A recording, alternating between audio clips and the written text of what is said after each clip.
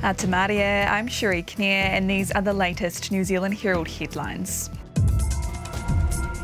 Moves to strengthen counter-terrorism laws are officially underway. The Counter-terrorism Act's amendment bill has passed its first reading and will now go to select committee stage. It'll enable changes to the control orders regime, including expanding eligibility, greater discretion on restrictions and more flexible name suppression. It also beefs up the terrorist designation scheme by removing ambiguity that might have allowed the mosque gunman's terrorist designation to expire. Justice Minister Kitty Allen says the nature of terrorism is evolving at a rapid pace. Threats are increasingly coming from radicalised individuals acting alone, often having been exposed to and influenced by extremist material online.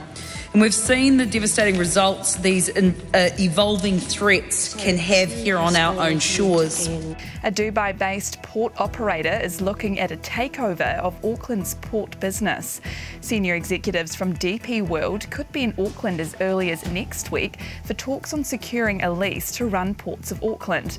This would be under a model which would see ratepayers own the port land while DP World handled the running of the business. Auckland Mayor Wayne Brown says he's not interested in any long-term arrangement lease, while Auckland Council is reported as being cagey around the topic. A shift at the top of Auckland's secondary Schoolboy Rugby. Principals of schools competing in the 1A First 15 competition have blocked the live broadcast of games. They say players are being exposed to an unhealthy level of scrutiny in traditional and social media, and the decision's been made with an emphasis on well-being. Primary healthcare nurses will be going on strike today in a bid to get pay parity with nurses employed by Health New Zealand. A few thousand will join Plunket nurses for a 4-hour strike between 10 a.m. and 2 p.m. The New Zealand Nurses Organisation says while it doesn't want to strike, it has to in response to a lack of respect from authorities.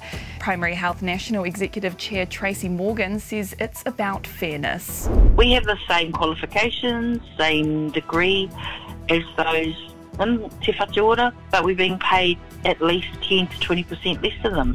And a plea to stop legitimising Iran's authoritarian regime by continuing diplomatic relations. At least 200 people have been killed in protests across the country after a woman died in police custody. Our government's urging any New Zealanders in Iran to leave. The call comes as Kiwi couple Topher Richway and Bridget Thackeray were released after months of detention there.